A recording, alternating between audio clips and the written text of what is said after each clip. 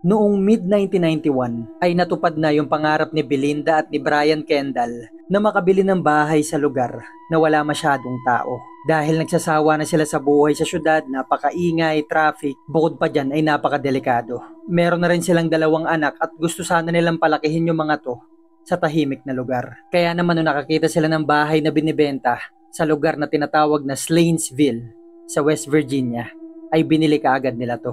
Hindi ito ganung kalakihan, pero nandito yung mga hinahanap nila. Walang masyadong mga kapitbahay, malayo sa kalsada, malawak na bakuran, isang perpektong lugar para sa mag-asawa para palakihin yung mga anak nila. Ang kaso nga lang, hindi sila tumagal dito ng 2 buwan. Dahil may mga nakakatakot na nangyari dito na maging yung mga taong nakarinig ng kwento na to ay kinilabutan. Kwentong magpapaalala sa atin na alamin muna ang mga pangyayari sa isang bahay bago natin tubilin at lipatan. At kung kagaya kitang mahilig makinig sa mga ganitong uri ng kwento, mga horror, mystery, mga sobot and sob cases, ay ilike mo na tong video na to and don't forget to subscribe. Simulan na natin ang kwento.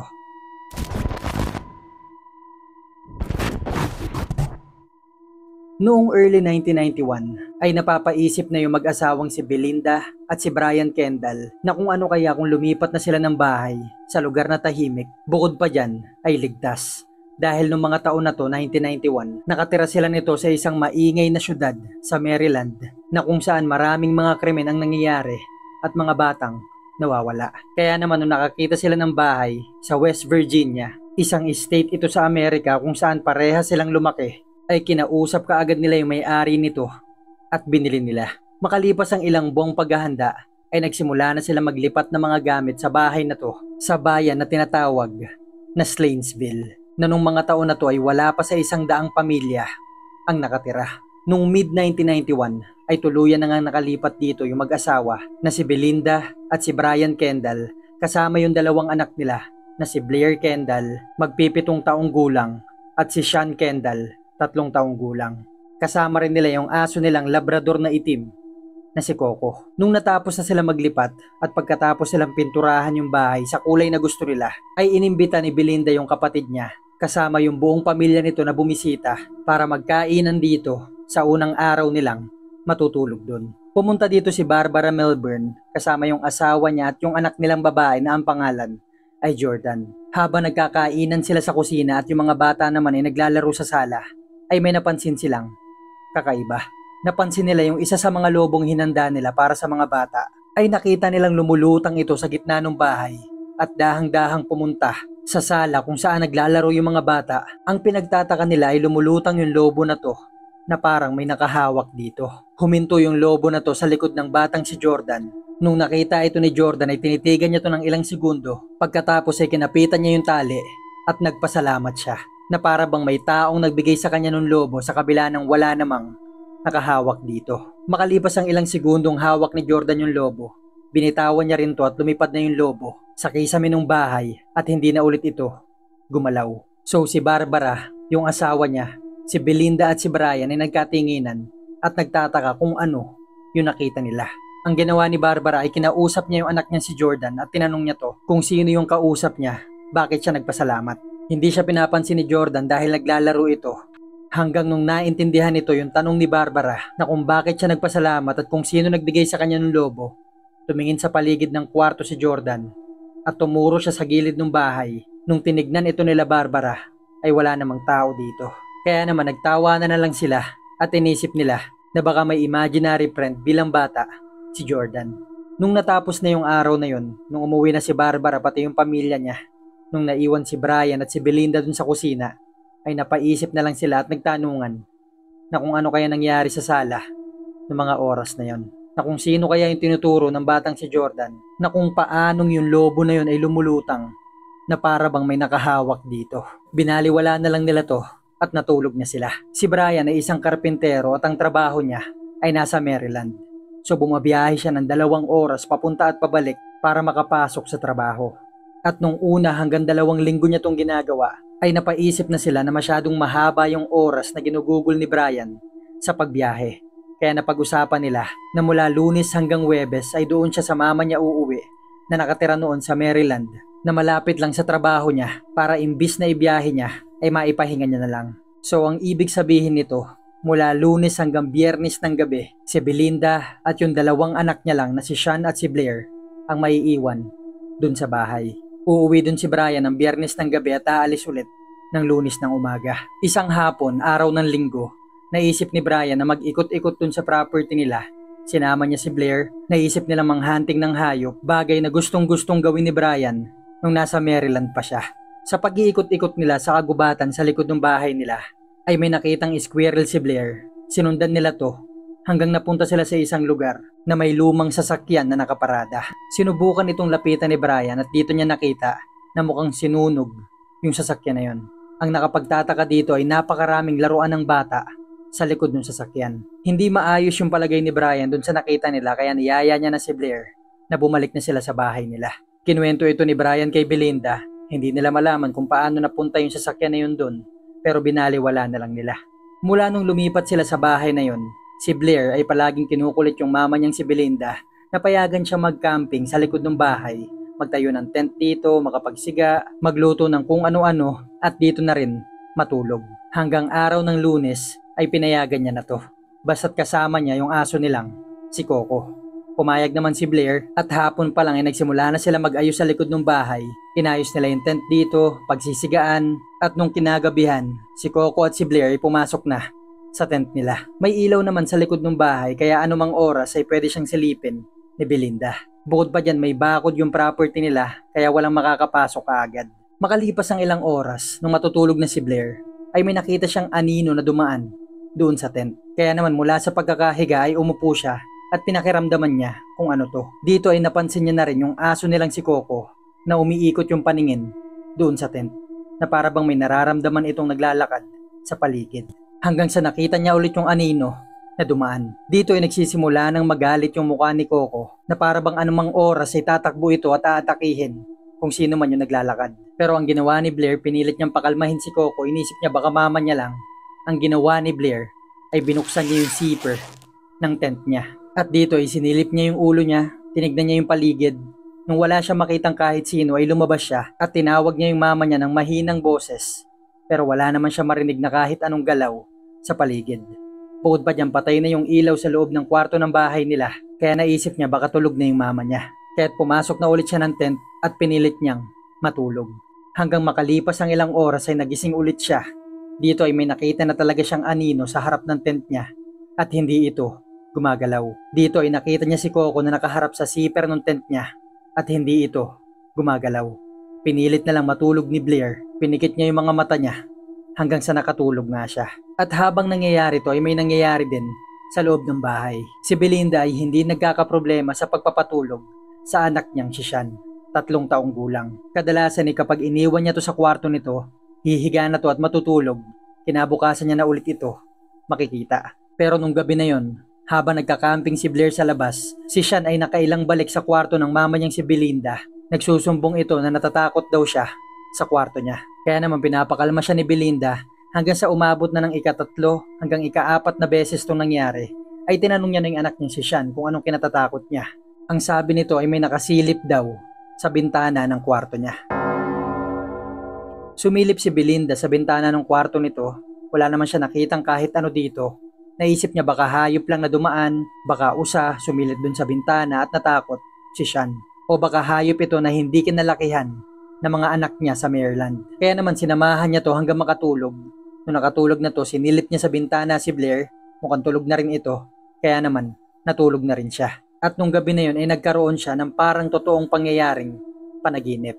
Bigla siyang nagising mula sa pagkakatulog at may nakita siyang batang lalaki sa paanan ng kama niya. Mukhang kaidaran ito ng anak niyang si Sean, mga 3 hanggang 4 na taong gulang, at parang niyayaya siya nito na sumunod sa kanya. Lumabas ito ng kwarto, sinundan niya, hanggang sa lumabas ito ng bahay. Paglabas ni Belinda sa pintuan ng bahay nila, ay may nakita siyang napakaraming puting kurtinang nakasampay sa harap nito. Kaya naman hinawi-hawi niya to at sinubukan niyang hanapin yung batang lalaki. Pero hindi niya na ulit ito nakita. Hanggang sa may nakita siyang ipit na nakaipit sa daliri niya sa paa. Nung tinanggal niya yung ipit na yon, ay bigla na lang siyang nagising. Hindi niya alam kung ano yung panaginip na yun pero nakita niya sa bintana na umaga na pala. Nagsimula niya nang ayusin yung higaan niya. Sa pagtataka niya ay nakita niya yung ipit sa panaginip niya na nasa baba ng kama niya. Sa kabila ng hindi naman sila gumagamit ng ipit dun sa bahay. Gayunpaman, kahit hindi niya ito maipaliwanag, ay binaliwala niya na lang to. Nakita niya na si Sean nagising na, ginising niya na rin si Blair sa tent nito. Kinamusta niya to, kamusta yung pagka-camping mo? Hindi naman nagsalita si Blair, sinabi niya ayaw niya na daw yun ulitin. Hindi niya kinuwento yung nangyari nung gabi. Ilang beses pang napanaginipan ni Belinda yung bata sa panaginip niya hanggang sa nakwento niya to kay Barbara. Kaya tang sinabi ni Barbara, pupunta ako dyan, babantayan ko muna yung mga bata. Baka naninibago ka lang dyan sa lugar nyo dahil walang ibang tao, wala kang katulong. Pagpunta ko dyan, mag-relax ka muna. At nung pumunta na nga si Barbara, naisip ni Belinda na mag-ikot-ikot sa paligid nung lupain nila. Tinignan niya kung ano mga meron sa paligid nito at nung malayo na siya sa bahay nila, siguro mga 300 talampakan, sa pagtataka niya ay may nakita siya ditong mga puntod. Maliliit lang yung mga to, walang mga pangalan. Pero sa liit nung 4 na puntod na yon, alam niyang mga bata yung nakalibing dito. Kaya naman nagmadali na siyang umuwi, kinuwento niya to kay Barbara, pati si Barbara ay natakot na kung paanong merong sementeryo sa likod ng bahay niyo. Napag-usapan na lang nila na wag nang banggitin sa mga bata at iwasan na lang din puntahan. Makalipas ang ilang araw, kalagitnaan ng gabi, tulog na silang lahat nung nagising si Blair sa hindi niya malamang dahilan. Inikot-ikot niya yung paningin niya dun sa kwarto at napansin niya yung kurtina ng bintana niya ay nakabukas. Kaya ang ginawa niya ay bumaba siya ng kama niya, dahan-dahan siya nagpunta dun sa bintana at nung isasara niya na yung kurtina ay hindi niya naiwasang napatingin siya sa labas ng bahay. Dahil salamin yung bintana niya, kita niya kung sino at kung ano yung nasa labas. Mula sa sinag ng liwanag ng buwan ay may nakita siyang lalaking nakatayo sa dulo ng property nila. Hindi siya sigurado kung tao ba to o hayop, pero alam niya nakatayo lang to. Kaya't ang ginawa niya ay inilapit niya pa yung mukha niya dun sa salamin ng bintana at dito niya na napansin na mukhang naglalakad pala to papunta sa kanya. Hindi niya pa to masyadong makita dahil kakagising niya lang. Ang ginawa niya ay kinurap-kurap niya yung mata niya, sabay ibinalik niya yung paningin niya dun sa bintana. At dito, lalo siyang kinilabutan. Dito sigurado na siyang tao to. Pero hindi ito naglalakad, kundi nagsisimula na itong tumakbo ng napakabilis papunta sa bahay nila. Nung nakita niya to ay sinarado niya kaagad yung kurtina ng bintana. Tumakbo siya sa kama niya at nagtalukbong siya ng kumot. Alam niya nung mga oras na yun na ilang segundo lang ang makakalipas ay makakarating na kaagad yung tao na yun sa bahay nila. Naghintay pa siya ng ilang segundo na kung kakatok man to dun sa bintana o sa pintuan nila, pero ilang minuto ang lumipas ay wala siyang naririnig. Hanggang nagsimula ng kumahol yung aso nilang si Coco at sa mga kahol na yon nagising yung mama niyang si Belinda. Nung nagising si Belinda noong mga oras na yon, nakita niyang si Coco na nakatingin sa bintana ng kwarto naman niya at kahol ito ng kahol. Ang ginawa niya, sumilip siya sa bintana ng kwarto niya, wala naman siya nakitang kahit ano o sino dito. Chinek niya ngayon yung kwarto ng mga anak niya. Nakita niyang si Sean tulog na tulog at pagtingin niya naman sa kwarto ni Blair ay nakatalukbong ito sa kumot kaya chinek niya to at dito niya nakitang gising pala siya. Tinanong niya to kung anong problema ba't gising pa siya at dito na kinuwento ni Blair yung nakita niya. Ang sabi niya ay may nakita nga daw siyang lalaki doon sa property nila at nakita niyang tumatakbo ito ng napakabilis papunta sa bahay nila. Ang unang pumasok sa isip ni Belinda ay hayop lang to, parehong hayop na tumatakot sa anak at aso niya kaya't binaliwala niya to. Sumilip siya sa bintana ng kwarto ni Blair, wala naman siya nakitang kahit anong hayop dito o kahit sinong tao kaya't pinakalma niya na yung anak niya at sinabi niyang kung ano man yun ay umalis na yon at hindi na yon babalik. Kaya ang ginawa niya ay sinamahan niya to hanggang sa makatulog. Pagkatapos makatulog ni Blair, pumunta na si Belinda sa kwarto niya at natulog na rin siya. Makalipas ang ilang oras, madaling araw na siguro to nung nagising si Belinda nung nakaramdam siya ng mga kalabit sa ulo niya. Mga kalabit ito mula sa maliliit na daliri. Kaya naisip niya isa to sa mga anak niya. So natutulog si Belindang nakatalikod sa pintuan. Hindi na siya humarap dito at nagsalita lang siyang matulog ka na at maya-maya ay mag-uumaga na. Makalipas ang ilang segundo kung sino man to sa dalawa niyang anak ay hindi nagsasalita hanggang sa nakaramdam ulit siya ng mga kalabit sa ulo niya. At habang nangyayari yung mga kalabit na to ay humarap na siya kung sino man to. Pero pagtingin niya dito ay wala dito ni isa sa mga anak niya. Ang tanging kasama niya dun sa kwarto ay si Coco na nakatingin kung saan ang gagaling yung mga kalabit. Ngayon naguguluhan si Belinda dahil hindi niya alam kung panaginip pa ba yun. Ngayon binuksan ni Belinda yung ilaw sa kwarto niya Wala siya nakita ditong kahit sino bukod kay Coco. Sinilip niya ngayon yung mga kwarto ng anak niya at nakita niyang tulog na tulog yung mga to.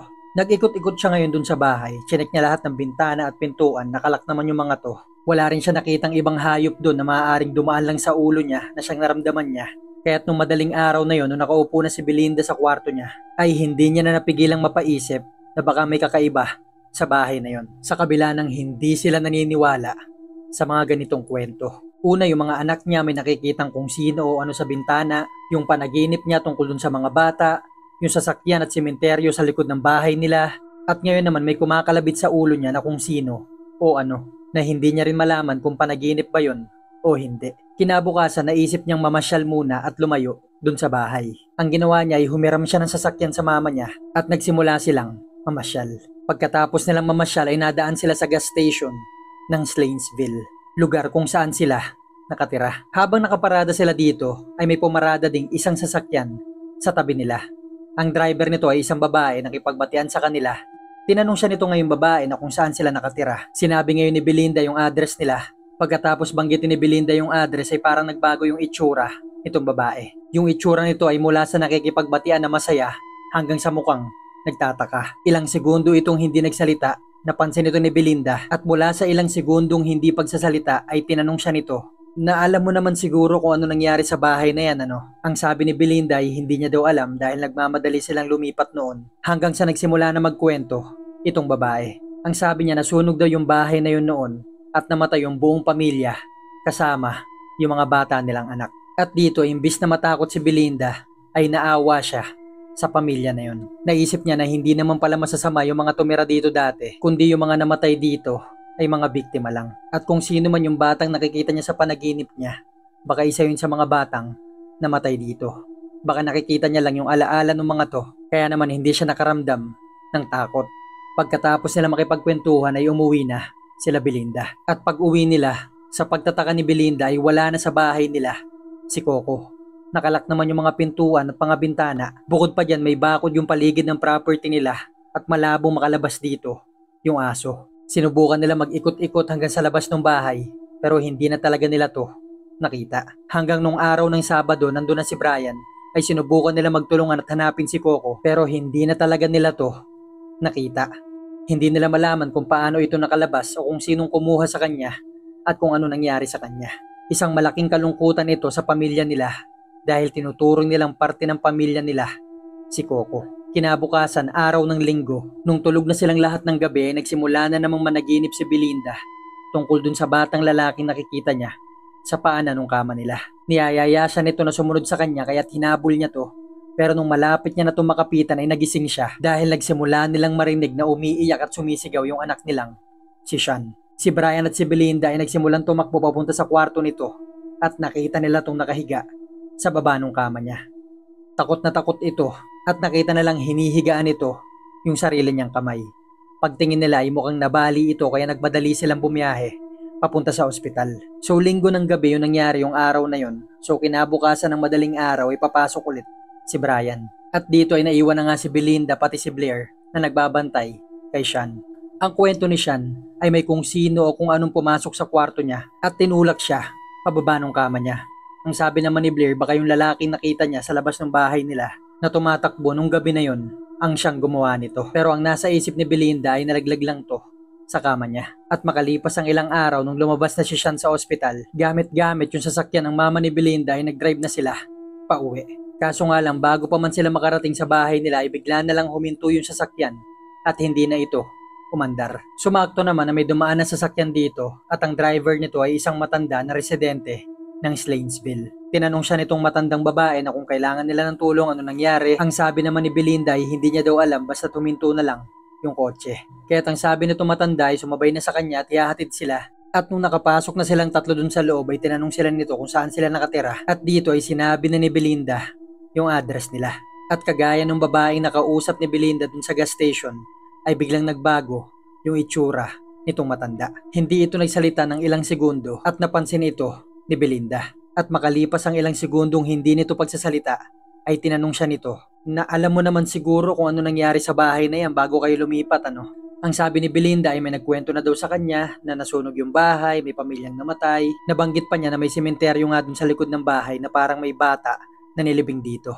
Ang sagot naman nitong matanda, buong buhay niya ay sa Slainsville siya nakatira. At iilan na lang sa kanila ang tunay na nakakaalam kung ano talaga nangyari sa bahay na yun. Hindi niya daw alam kung dapat niya ba daw itong sabihin sa kanya dahil may mga bata siyang kasama, pero nagsimula na itong magkwento. Ang sabi nito matanda, ilang dekada na ang nakakalipas ay may lalaking tumira dyan mismo sa bahay na tinitiran nyo. At ang bali-balita ay nakikidnap daw yung lalaki na to ng mga bata.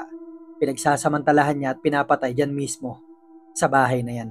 Ang ginawa ng mga tao noon sa Slainsville ay niyaya nila maghunting yung lalaki na to. Pero ang ginawa nila ay pinatay talaga nila to. Sinunog sa loob ng sasakyan at nilibing kung saan, pero hindi na ulit nakita yung bangkay nito. Ang dagdag pa nitong matanda, hindi niya daw alam kung ano yung sementeryong sinasabi niya dahil wala siyang nabalitaang nilibing ng mga bata sa lugar na yun. Nung mga segundong narinig ni Belinda yung mga kwento na to, ay hindi na siya nakapagsalita hanggang sa nakauwi sila. Hindi alam ni Belinda ngayon kung mananatili pa ba sila sa bahay na yun, kaya tinawagan niya si Brian at sinabi niya dito yung mga nalaman niya. Ang sabi naman ni Brian, hintayin mo ako pagka-uwi ko, pag-usapan natin kung lilipat na ba tayo ng bahay. Kinagabihan nung araw na yon ay hindi makatulog si Belinda dahil hindi mawala sa isip niya kung ano mga bagay ang nangyari sa bahay na tinutulugan ngayon ng mga anak niya. Pinipilit niyang humiga at ipikit yung mga mata niya pero hindi talaga siya makatulog. Nung kalagitnaan na ng gabi, magmamadaling araw na, hindi pa rin makatulog si Belinda ay sinilip niya na muna yung mga anak niya. Nakita niya si Sean tulog na tulog, sinilip niya si Blair, tulog na rin naman to. Pero napansin niya yung kurtina sa bintana nito ay nakabukas. Kaya ang ginawa niya ay lumapit siya dito, pero nung isasara niya na yung kurtina ay hindi niya naiwasang napatingin siya sa labas. Yung bintana ng kwarto ni Blair ay nakaharap sa harap mismo ng bahay nila. At dito ay may nakita siyang lalaking nakatayo sa dulo ng property nila. Hindi niya masigurado kung tao ba yun o hayop, kaya't inilapit niya pa ng konti yung mukha niya dun sa salamin at nakita niya naglalakad na pala to papunta sa kanila. Kaya't ang ginawa niya ay nilayo niya ng konti yung mukha niya dun sa bintana.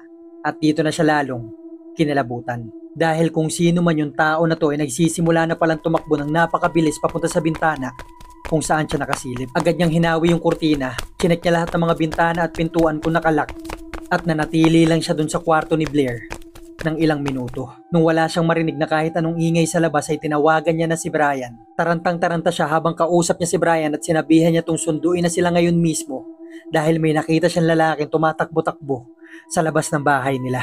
At nung oras na yun mismo ay bumiyahe si Brian mula sa Maryland papunta sa bahay nila sa Slainsville. Pagdating ni Brian, nilagay na kaagad nila yung mga kailangan nilang gamit doon sa kotse.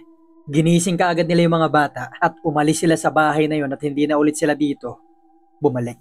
Sa bahay ng mama ni Brian muna sila tumira hanggang sa nakahanap sila ng bagong lilipatan. Yung kwento na to ay nailabas lang nung na-interview sila ng mga paranormal expert dun sa lugar na siyang kwentong ginamit nila at binisita ulit nila yung bahay. Marami nagsasabi na yung lalaki daw na yun na nangkikidnap at pumapatay ng mga bata ay siyang gumugulo sa pamilya nila Brian. Pero may mga nagsasabi din na siguro sa sobrang sama na mga nangyari dun sa bahay ay may mga demonyo nang namamalagi sa property na yun. At yung mga batang nakalibing dun sa likod ng property ay ang mga batang na biktima ng lalaking tumira sa bahay na yun dati. Mabuti na lang ay umalis kaagad yung pamilya na yun sa bahay at walang nangyari kay Belinda maging sa mga anak nila. Ang nakakalungkot lang dito, anumang nangyari kay Coco o saan man siya napunta ay hindi na talaga nila nalaman.